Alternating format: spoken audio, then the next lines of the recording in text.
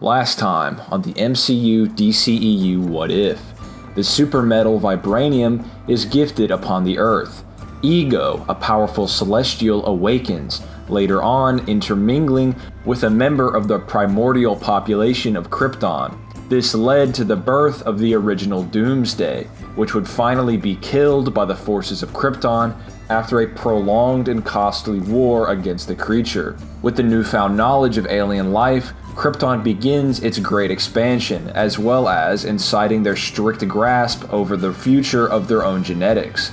Back on Earth, Zeus creates the human race, with the ancestor of Superman, Kara Zor-El, crash landing on the very planet 80,000 years later. In the year 4357, the entity Enchantress is born on Earth. Odin's father Bor defends the Nine Realms from the Dark Elves, locking away the Infinity Stone known as the Ether. The forces of man fight off the invasion of the new god Steppenwolf. The son of Bor, Odin, and his daughter Hela begin a conquest of slaughter across the Nine Realms, this leading to Odin's change of heart and banishment of Hela to the realm of Niflheim. Ares murders his fellow old gods to then be imprisoned by the dying Zeus. The Amazonians begin their deity-induced seclusion. Black Adam revolts against the Seven Wizards, leading to his sealing away in a dimension bereft of time. The reformed Highfather of the Norse gods defends Earth from the Frost Giants' invasion. Odin forms a truce between himself and the Frost Giant King Laufey, adopting Loki. The continent of Atlantis sinks due to tampering with the old god power-imbued weapon known as Atlan's Trident. The Kree and Nova Corps wage war. Odin hides the Space Stone in Tonsberg, Norway, and Ulysses Klaue's great-grandfather is killed by T'Chaka of Wakanda. Now, with the recap behind us, welcome to the first film of Phase 1 in the MCU DCEU shared universe.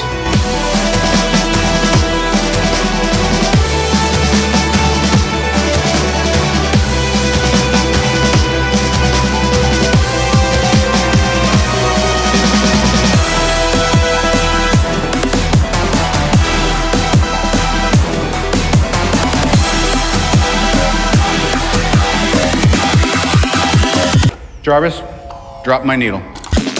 Oh, let's break it.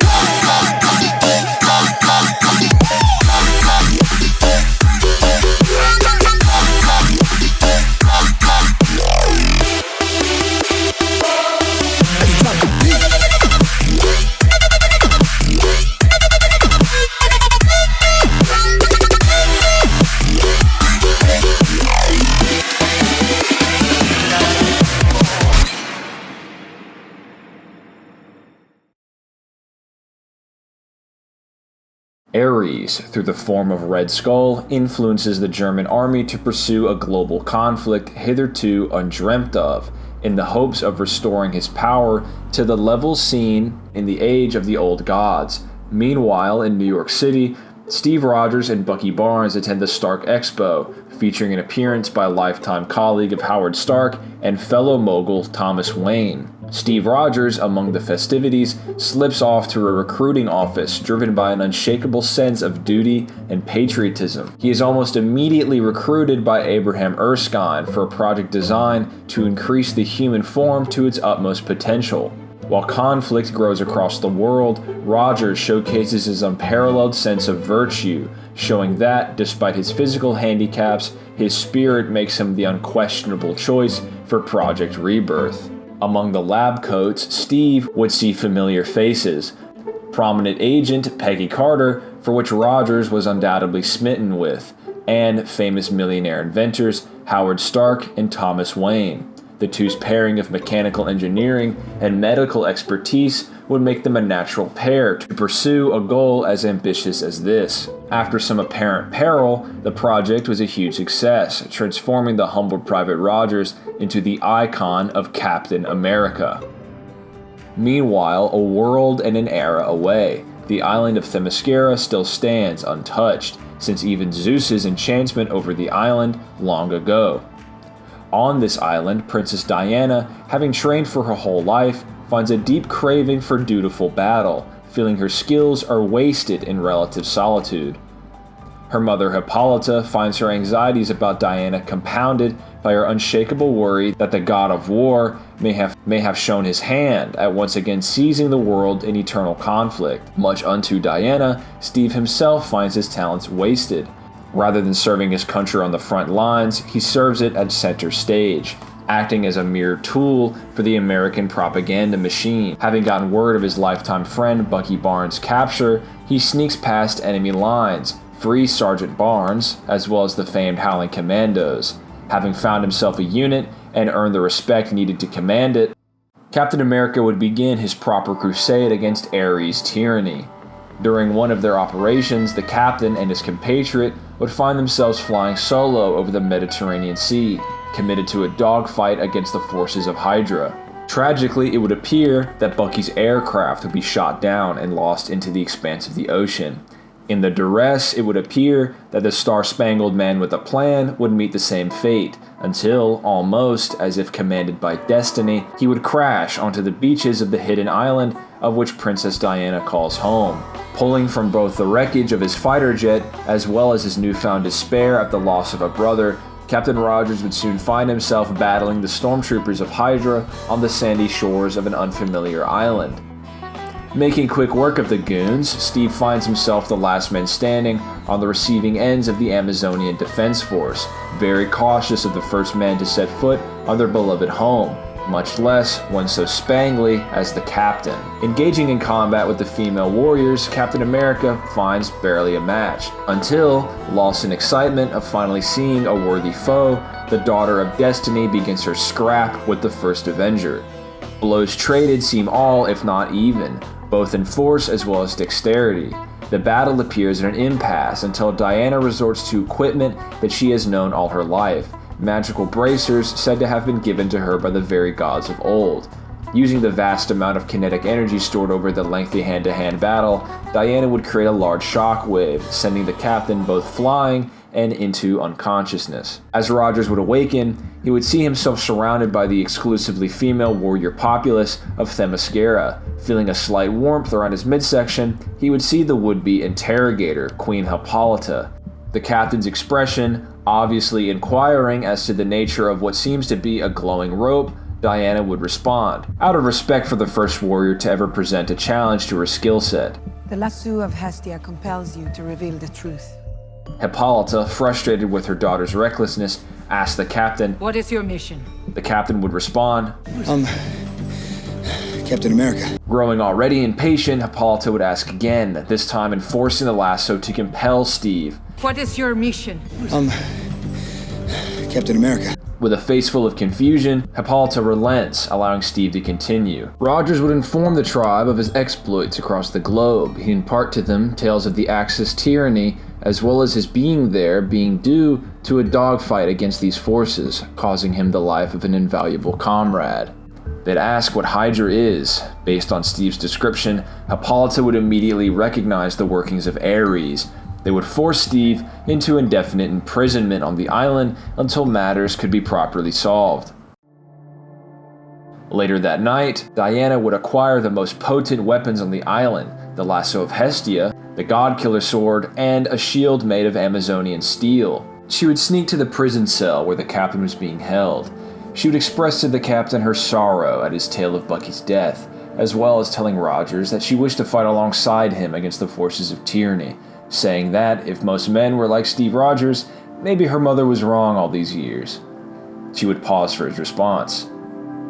Nothing. Diana would then actually peek into the cell, seeing no one. After hearing rustling towards the island shore, she would see Steve loading up a ship. "I'm borrowing it, and I was gonna bring it back," responded the captain. Having the embers of dutiful rebellion sparked by the Captain of America, the two heroes embark on their quest. Acting as a member of the Howling Commandos, the two super soldiers would quickly make a name for themselves, both for the captain's unending bravery and heroism and Wonder Woman's magical feats of strength. With word of these showings, Ares would soon put his grand plan into motion. After the events of one mission, taking the team to the wreckage of a town seemingly just spent by the team in merriment, it finally sets in on Steve. He will never see Bucky Barnes again. In the destroyed remnant of a bar, which the lifelong brothers-in-arms had previously visited, he He would question whether the war was worth fighting without his friend. He would soon be met with reassurance, maintaining the will to continue the fight after a heartfelt discussion with the same agent that exemplified the very reason why the captain ever chose to draw breath, someone who only sought the freedom to live among their fellow men as an equal, and the very same woman who the captain was sure was the only one who could ever really hold that most valued place in his heart. As Captain America and Wonder Woman, aided by intel from Peggy Carter, as well as information gained from the previously captured Arnim Zola, the Howling Commandos continued their crusade closer and closer to Ares' doorstep, with the final pieces of his plan being put into place. Making quick work of Ares' forces, they soon enter a runway occupied by Johann Schmidt. He reveals to them his force's source of power, what he calls the Cosmic Cube, along with his plan to bomb New York City in the hopes of the Allies creating an even greater retaliatory effort toward the Axis, further stoking the flames of war. He as well drops his guise as Red Skull and showcases his godly abilities, easily dispatching with the two super soldiers. However, Diana refuses to lay defeated and taps into more and more of her innate divine powers, being able to somewhat match the god of war.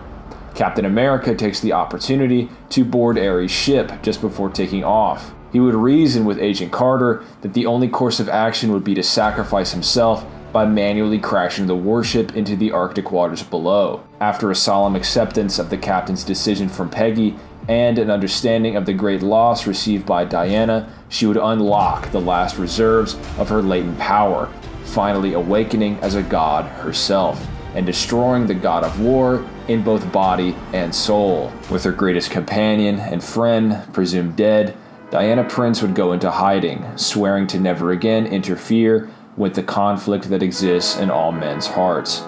Howard Stark would commit himself to forever search for the remains of who would be remembered as the greatest hero of World War II. Peggy Carter would live her life the best she could, knowing that her greatest chance at life lay buried at sea, and while realizing, through the continued conflicts of men, that conflict is in the very nature of mankind, Diana would uphold her experiences with Steve above all others, recognizing that while Captain America would always be a soldier and a fighter, he only ever fought for what he truly believed in.